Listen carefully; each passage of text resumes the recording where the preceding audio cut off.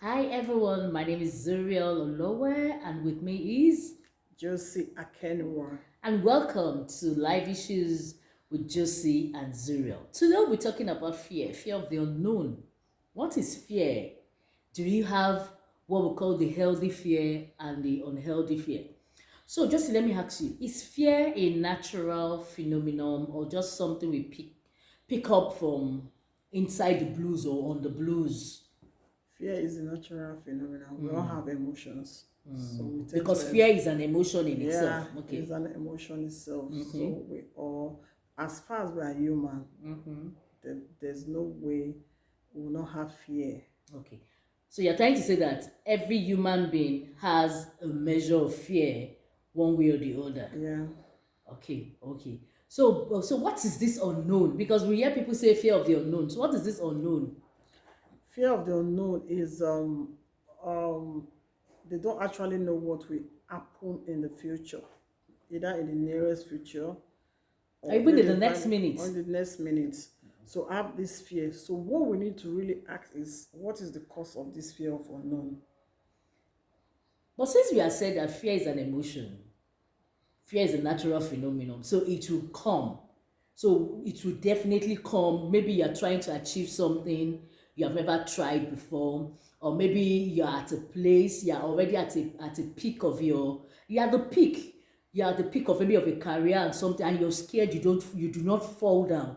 Or maybe you're trying to get something. So there is the unknown of an event that has not happened, basically an event that has not That happened. has not happened, or that has Yes. No, happened to that has someone. not That has happened to happened to you. someone that you are thinking might happen to you. I think it could swing both sides. It may never has happened. It may never have happened to someone. Yeah, It may have that's why happened to either someone that you that's have also seen, and now you're feeling that it's going to happen to you. yeah. So basically, that's basically maybe for some people the fear of the unknown. Or if it has happened to you before, you might be Yes. thinking it's going to reoccur. It's going to reoccur. It's going to reoccur. So basically, that's fear. But also, are there healthy fears and are there unhealthy fear? Yeah, healthy fears. The healthy fears, they make you to stand stronger and to take bold decisions. Why the unhealthy fears are the one that you keep that keeps you down, that will not want to take both steps concerning your goals in life, take decisions that are going to help you or improve your life, improve you in life, or go to wherever you really want to go to. Zuria, I guess I heard you talked about you had an accident Oh one time, yes, that at times yes. when you want to cross the Oh, road. not at times. Every time I want to cross the Okay. road, I check. But I think that is a very healthy fear, because the accident I had, I was knocked down by a car. I was not walking on the express. I was walking by the roadside. Okay. It's not a major road. It's an in road, and a guy that was on his phone while driving um, veered off the road and knocked me down. I was in the hospital for 2 weeks. However, what this has done for me, it's made me become very conscious. When I'm walking on the road, I am conscious of the car coming. I walk at the opposite direction of the car. And when I'm crossing the express, I look at the express. I would not just rush to cross the express because that is still in my memory. And I've also fallen off a moving school bus before. So basically, I Wow. think yes. So I think that was I was in Wow. primary Wow. three. So and I think that's an healthy fear for me. So when you talked about the fear of not making an individual push their vision, their aspirations, those are unhealthy fears Those because they are just healthy make you fear. because you Yeah. have seen people fail or you're just scared of failing Yeah, also. yeah, I've seen people fail. I'll give example of someone for 3 years. This person kept living on fear, and at the time, this person was really troubled. Couldn't go into healthy relationship. Couldn't have relationship with anybody, and this person also in the person's place of work was having issues until I have to do an assessment on this person. Even this person didn't really know because it was an unconscious thing. It was something that was lying dormant in this person's subconscious mind Until I thought about it and I had to like, okay, let's do this because we've been on this case for over 3 years. So until I had to do an assessment, fear assessment on the person. And that was when this person Realized that realized that this fear was coming from an event that happened. an event that happened over 10 years Wow. before that day. That what was the fear?